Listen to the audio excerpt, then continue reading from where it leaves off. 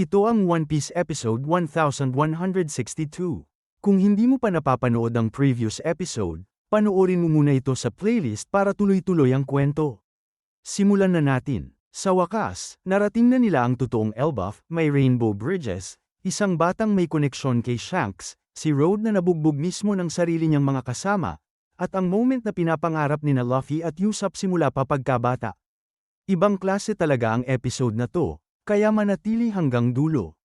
Papalapit na ang Great Eric sa daungan ng Elbaf nang may batang lalaki sa baybayin na unang nakapansin dito bago pa ang lahat. Agad siyang tumakbo papunta sa lokal na bar para ibalita sa babaeng namamahala roon na nakabalik na ang Giant Warrior Pirates. Kitang-kita ang relief sa mukha ng babae dahil medyo natagalan ang mga ito. Ang pangalan ng bata ay Colon, at mabilis siyang tumakbo palabas ulit para salubungin ang mga kapitan. Sumigaw siya at tinanong sina Dory at Brogy kung dadaan ba muna sila sa bar para uminom. Pero sumenya si Brogy nang hindi. Diretso raw sila sa upper levels ng Elbaf, walang detours. Nalungkot agad si Colon, pero hindi na nagtaka ang may-ari ng bar.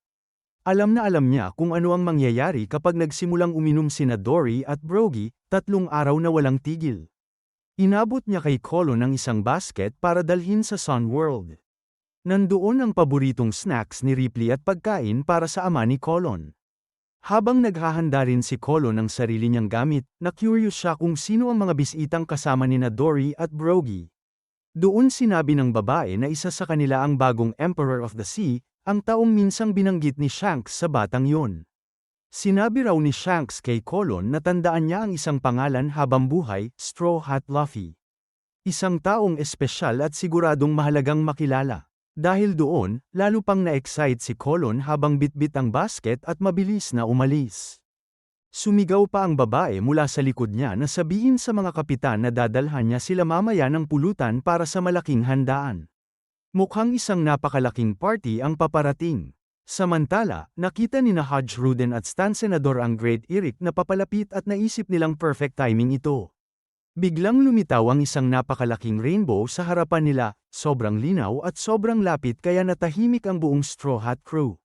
Si Brook, seryosong-seryoso, sinabi na first time niyang makalapit ng ganito sa isang rainbow. Si Jinbei naman ay nagtataka kung posible bang makita yon mula sa angle nila. Si Bonnie ay namangha sa sobrang linaw nito habang si Lilith naman ay nagsabi na natural lang na makita ang ganda at misteryo ng rainbow kahit saan ka pa tumayo. Pero biglang inilabas ni Brogy ang isang bloke at casual lang na sinabi na hindi raw natural ang rainbow na yon. May gumawa raw nito gamit ang Sunstone Painter. Napatingin si Jinbei sa kanya nang may halong disbelief. May gumawa ng rainbow? At sobrang normal lang ng sagot ni Brogy na parang common knowledge lang yun sa Elbaf. Bago pa sila makapag-follow-up question, sumigaw ang isang giant na malapit na sila sa base ng bundok. Sinabihan ni na Dory at Brogy ang lahat na kumapit ng mahigpit dahil magiging vertical ang biyahe nila. At bago pa maintindihan ng crew ang ibig sabihin noon, biglang tumagilid ang Great Eric at dumiretso ito sa rainbow na parang kalsadang paakyat. Nagulat ang buong crew. Si Frankie agad gustong malaman kung anong klaseng makina ang nagpapatakbo nito. Ano raw ba ang fuel source? Paano nakakapaglayag ang barko sa ilaw? Si Robin naman, kalmado pa rin, ay nagsabing technically light lang naman ang rainbow na dumadaan sa water droplets kaya hindi dapat ito solid. Tumawa lang sina Dory at Brogy. Para sa mga giant, ang rainbow ay bagay na tinatawid. Ganun lang talaga yon. Dagdag pa ni Brogy na perfect ang tailwind ngayon para sa rainbow sailing. Ipinaliwanag naman ni Dory na walang resistance. Ang rainbow currents kaya konting paggaod lang ay makakarating ka na pataas. Si Brook pakiramdam niya raw na babaliw na siya habang si Frankie ay buong pusong sumang-ayon. Si Bonnie naman ay sobrang namangha sa 7 kulay na dagat sa ilalim nila habang ang rainbow mismo ay gumagawa pa ng parang malambing na tunog habang dumadaan ang barko. Tahimik na pinagmamasdan yun ni Robin bago niya sabihing ang mundo ay isang walang katapusang serye ng mga himala. Ngumiti si Brook at sinabing siguradong ihahatid niya ang Binks sake pagdating nila. Habang umaakyat sila, humabol ang barko ni na Hodge Ruden sa Great Eric at agad niyang hinanap si Luffy sa deck pero wala ito roon. Sinabi ni Stan Senador na nanghuli pa sila ng espesyal na mousse para kay Luffy. Siyempre gusto agad makikain ni na Dory at Brogy pero agad silang pinigilan ni Hodge Ruden. Para raw yun sa Straw Hats at hindi tira para sa mga kapitan. Tumawa lang si Dory at tinanggap yun. Samantala, sa tulay na nagdurugtong sa Realm of the Dead at Realm of the Sun, biglang umakyat si Luffy mula sa ibaba at ang una niyang nakita ay ang Thousand Sunny na buhat ng dalawang giant na hindi niya kilala. Agad siyang sinalo ni Gerd gamit ang kanyang palad at sobrang natuwa ito sa sobrang cute ni Luffy. Mabilis niyang nilinaw na hindi siya katulad ni Road at hindi siya nang kukulong ng tao sa cage. Gusto lang daw niyang maging kaibigan ng maliliit na tao. Sinabihan naman siya ni Goldberg na kumalma at huwag ilabas lahat ng impormasyon sa unang 5 segundo pa lang. Humingi si Gerd ng totoong apology kay Luffy dahil sa ginawa ni Road sa kanila. Hindi raw niya pipiliing makisama sa taong gaya ni Road at sorry siya sa lahat ng pinagdaanan nila. Tinanong naman ni Goldberg kung ano ang ginagawa ni Luffy sa Frozen Wasteland sa ibaba.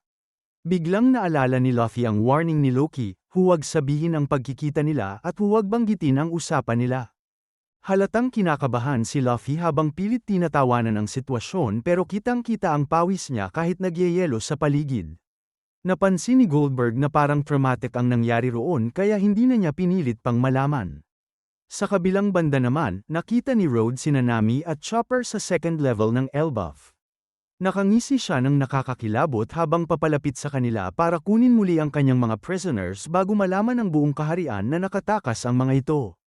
Umatras sina Nami at Chopper pero biglang may napakalaking puno na dumiretso sa mukha ni Road. Si Zoro ang pumutol nito habang si Sanji naman ang nagpalipad.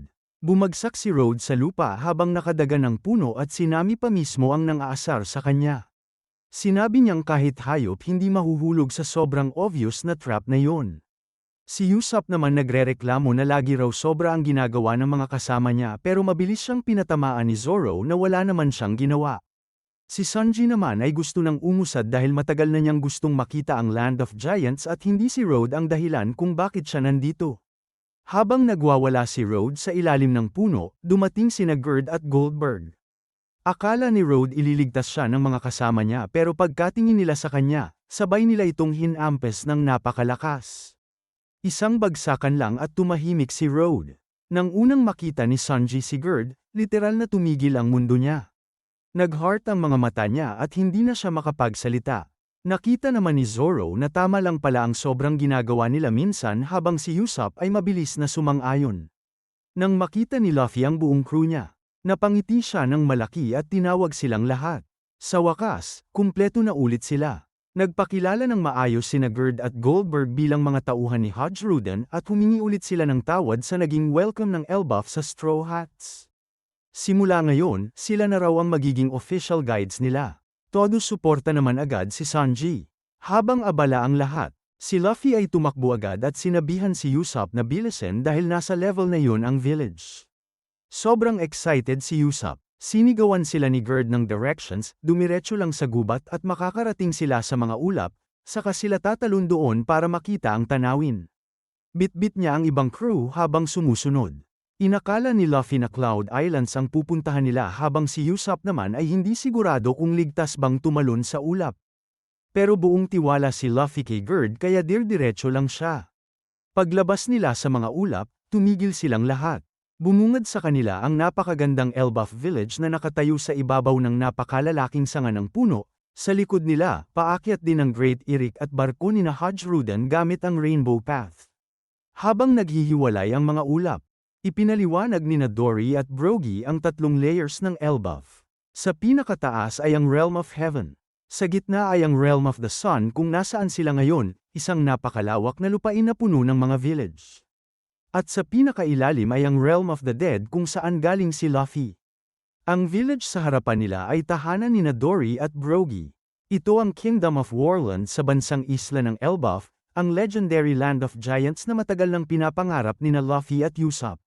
Nakatayo si Luffy habang tahimik lang na nakatingin. Si Usopp naman ay umiiyak na ng todo at hindi na niya ito tinatago. Bawat miyembro ng crew ay may kanya-kanyang reaksyon sa tanawing nasa harapan nila. Si Sanji naman ay hindi man lang nagbukas ng mata dahil sobrang okay na siyang buhat-buhat ni Gerd. Biglang narinig nila ang boses ni Hodge Rudin na tumatawag kay Luffy mula sa malayo. Sa tabi niya ay may misteryosong figura na may kasahat habang nakatayo katabi ng isang napakalaking oso at tila matagal nang hinihintay ang pagdating nila. At pagkatapos noon, napansin ni na Luffy, Usopp, at Chopper ang grupo ni na Frankie na literal na naglalayag sa rainbow sakay ng Great Eric. Napatingin sila sa isa't isa bago muling tumingin sa rainbow nang hindi makapaniwala. At biglang nagsisigaw sina Luffy, Usopp, at Chopper na gusto rin nilang sumakay sa rainbow. Sa wakas, nakatapak na ang buong Straw Hat crew sa Elbaf. At doon nagtatapos ang episode na ito. Kung gusto mong malaman kung ano ang mangyayari sa Elbaf at kay Sol sa susunod na kabanata, siguraduhin nakasubscribe ka, i-like ang video, at i-on ang notification bell para hindi ka mahuli sa mga susunod na recap. Kita-kits sa next episode.